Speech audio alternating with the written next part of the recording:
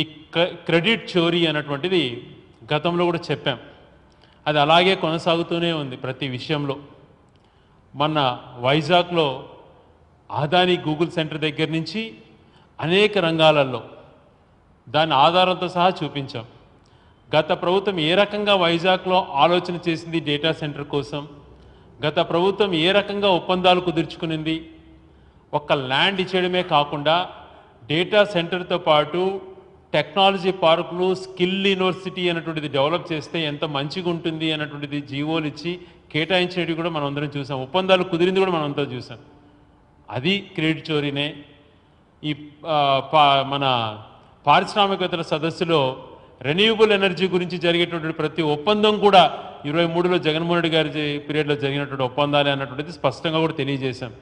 అనేక పథకాలలో కూడా ఆటో వాళ్ళకి ఇచ్చిన దగ్గర నుంచి, అమ్మఒడి దగ్గర నుంచి పేర్లు మార్చుకుంటున్నాడు తప్పితే తనకంటూ ఏది చేయకుండా ఆ క్రెడిట్ చోరీ చేసేటువంటిదే తను చేస్తున్నాడు. అదే రకంగా నిన్న జరిగినటువంటి హౌసింగ్ ఇళ్ల పట్టాల ఇళ్ళ గృహప్రవేశాల పథకంలో కూడా అదే జరిగింది. తాను పబ్లిసిటీగా తను ఇచ్చినటువంటి అడ్వర్టైజ్మెంట్స్ కానీ విపరీతమైనటువంటి దారిలో 3 లక్షల మందికి గృహప్రవేశాలు చేయిస్తున్నాను అటువంటి మాట తన ఎల్లో మీడియా ద్వారా అనేక రంగాలలో వస్తున్న వార్తను చూసి ఏ రకంగా జరిగింది అని చెప్పి కొంచెం దానిపైన పరిశీలన చేస్తే, ఏదైతే జగన్మోహన్ రెడ్డి గారు 2019లో ముఖ్యమంత్రి అయిన తర్వాత కరోనా లాంటి మహమ్మారి వచ్చి అనేక ఇబ్బందులు జరుగుతున్నా 2020 డిసెంబర్ 25న ఒకేసారి మొదలుపెట్టి 31 లక్షల మందికి అక్కచెల్లెళ్లకు డైరెక్ట్గా ఇళ్ల పట్టాలు రిజిస్టర్ చేసే పథకాన్ని ప్రారంభించి 31 లక్షలు మామూలుగా కాదు, 31 లక్షల మందికి దాదాపుగా 71.8 వేల ఎకరాలు, 72,000 ఎకరాలలో 31.19 లక్షల మంది హౌస్ సైట్స్కి దాదాపుగా 1,15,000 కోట్ల వాల్యూ చేసేటువంటి అసెట్ క్రియేషన్, అంటే ఆస్తి పరంగా సృష్టించే విధంగా కార్యక్రమాన్ని మొదలుపెట్టి 17,000 జగనన్న కాలనీలు, 72,000 ఎకరాలలో 31,20,000 ఇళ్ల స్థలాలకు 1,15,000 కోట్ల విలువ చేసేటువంటి ఆస్తులను 17,000 జగనన్న కాలనీలను తను ప్రారంభించి దానికి ఒక రూపు తీసుకొస్తే, ఈరోజు ఏదో తాను 1 సెంటు స్థలం ఇవ్వకుండా పోయి పట్టుమని 10 మందికి బిల్లులు, హౌసింగ్ బిల్లులు ఇవ్వకుండా 3 లక్షల మందికి గృహప్రవేశాలు చేయిస్తున్నా, ఉగాదికి 5 లక్షల ఇళ్లకు గృహప్రవేశాలు చేయిస్తున్నటువంటి మాటలు మాట్లాడినప్పుడు నిజంగా చాలా ఆశ్చర్యం కలుగుతుంది. అందుకనే నిన్న కూడా తను వెళ్ళి ముఖ్యమంత్రి స్థాయిలో అక్కడికి వెళ్ళి అక్కడ ఇళ్ళ గృహప్రవేశాలు చేయించినటువంటి 2 మహిళలను ఆ డేటా కూడా చూసాం. ఏంటి ఇది విషయం అని చెప్పి. హేమలత గారు అన్నటువంటి వారు ఒకరు, ముంతాజ్ బేగం గారు అన్నటువంటి వారికి ఏ టైంలో ఇల్లు మంజూరైంది? 2022లో డేట్తో సహా 28 ఏప్రిల్లో 22 సంవత్సరంలో తనకి ఇల్లు మంజూరైంది. ఎప్పుడు బేస్మెంట్ లెవెల్లో బిల్లులు ఎంత ఇచ్చారు, రూఫ్ లెవెల్లో బిల్లులు ఎంత ఇచ్చారు, రూఫ్ కంప్లీట్ అయినటువంటి బిల్లులు అన్నీ కూడా 2023 వరకు తనకి ఉన్నటువంటి దాంట్లో ఆధారాలతో సహా తనకు చూపించడం జరుగుతోంది. అలాగే ముంతాజ్ బేగం గారికి కూడా అలాగే ఏ సంవత్సరంలో మంజూరైంది, తనకి ఏ టైంలో రూఫ్ లెవెల్లో బిల్లు వచ్చింది, తనకి ఏ టైంలో roof complete basement level bill ఎప్పుడు వచ్చింది, రూఫ్ లెవెల్ ఎప్పుడు వచ్చింది, రూఫ్ కంప్లీటెడ్ బిల్ ఎప్పుడు వచ్చింది అటువంటిది కూడా పూర్తి స్థాయి ఆధారాలతో చూపించినా తనే ఇచ్చేసినట్టు, తనే చేసినట్టుగా తన హయాంలోనే ప్రారంభించి 1.5 సంవత్సరంలో ₹1 తను ఎవరికి కూడా ఒక్క కొత్తది ఇల్లు మంజూరు చేయకుండా, ఒక్క గజం స్థలం ఇవ్వకుండా ఈరోజు తను క్రెడిట్ చోరీకి పాల్పడుతున్నాడు. మరి ఈ రకంగా ఆ ఊరిలో ఒక రాజీవ్ నగర్ అటువంటిది, ఒక దేవుగుడిపల్లి గ్రామంలో రాజీవ్ నగర్ అటువంటి ఒక కాలనీలో 40 మంది అక్కడ ఇల్లు కోసం దరఖాస్తు చేసుకుంటే 30 మందికి ఇచ్చి వివిధ దశల్లో ఇవన్నీ కూడా ఉన్నాయి.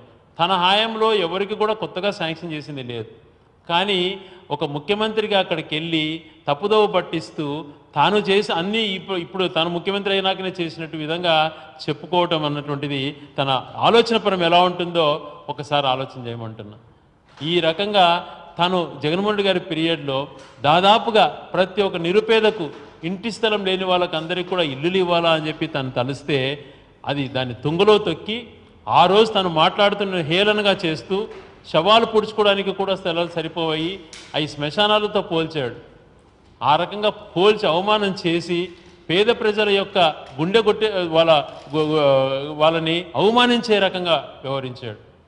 అమరావతి ఈరోజు తనని చెప్పేటువంటి అమరావతిలో పేదవాళ్ళకి 50,000 మందికి పట్టాలు ఇస్తే కోర్టుకెళ్ళి అక్కడికి వెళ్ళి ఏం మాట్లాడాడు? సమతుల్యత సంబంధించి కాదు, అక్కడ ఓన్లీ డబ్బున్న వాళ్ళు స్తోమత ఉన్న వాళ్ళే ఉండాలి, పేదవాళ్ళు అక్కడ ఉండకూడదు అన్నటువంటి డెమోగ్రఫిక్ ఇన్బ్యాలెన్స్ అవుతుంది అన్నటువంటి పదము ఒక రాజకీయ నాయకుడిగా ఆ రోజు ఆయన వాడి ఈరోజు నీతులు చెప్తున్నాడు. నీ స్వతహాగా ఎందుకు ఇటువంటి మంచి ఆలోచన రాలేదో ఒక్కసారి చేసుకోండి చంద్రబాబు నాయుడు గారు. మీరు పరిపాలన చేసినటువంటిది ఏది కూడా గతంలో ఏ పథకం ప్రవేశపెట్టినా ప్రజలకు శాచురేషన్ మోడ్లో అమలు చేయాలన్నా రాజశేఖర్ గారు కానీ, కొన్ని పనులు ఎన్టీ రామారావు గారు కానీ, తర్వాత జగన్మోహన్ రెడ్డి గారు చేశారు తప్పితే మీ 16.5 సంవత్సరాల పీరియడ్లో ఏది కూడా మీరు ప్రజల గుండెల్లో ఉండడానికి కానీ వాళ్ళకు శాచురేషన్ మోడ్లో చేయాలన్నటువంటి తలంపు ఏముండదు. కానీ పబ్లిసిటీ మాత్రం పీక్గా ఉంటుంది. ఓన్లీ పబ్లిసిటీతోనే నీ రాజకీయాన్ని నెట్టుకొస్తున్నావు తప్పితే ఏ రకంగా నువ్వు పేద ప్రజలకు ఆలోచన చేయాలన్నటువంటి ఆలోచన రాలేదు. దాదాపుగా 17,000 కొత్త ఊర్ల నిర్మాణం కోసం, ఆ రోజు భూసేకరణ కోసం కానీ లేకపోతే ఆ ఇళ్ళ నిర్మాణానికి కానీ దాదాపుగా 33,500 కోట్లు గత ప్రభుత్వంలో ఖర్చు పెట్టడం 5 సంవత్సరాలలో జరిగింది. దాదాపుగా 35,000 కోట్ల రూపాయలు. నీ 16.5 సంవత్సరం ముఖ్యమంత్రిగా నువ్వు పీరియడ్లో ఎంత ఇచ్చావు ఒకసారి నువ్వు డేటా ఉంటుంది, ఒకసారి చెప్పండి చంద్రబాబు నాయుడు గారు, మీకు ధైర్యం ఉంటే. ఒక 5 సంవత్సరాలలో పేదవాళ్లకు 1,15,000 కోట్ల ఆ టైంలో వాల్యూ చేసిన ఆస్తి, తర్వాత ఇళ్ల నిర్మాణం పూర్తి కాలనీలలో వివిధ సౌకర్యాలు కల్పిస్తే 3 లక్షల కోట్ల ఆస్తి విలువ పెరుగుతుంది. అది 3 లక్షల కోట్లు ఒక్కొక్క లబ్ధిదారుడికి స్థలం కేటాయించి ఇల్లు కేటాయించినటువంటి ఒక్కొక్క లబ్ధిదారుడికి 5 లక్షల నుంచి 6 లక్షలు ఏ రోజైనా తనకు ఒక ఆస్తిగా డెవలప్ అవుతుంది అన్న ఉద్దేశంతో అంత మంచి కార్యక్రమాలు చేయడం జరిగింది.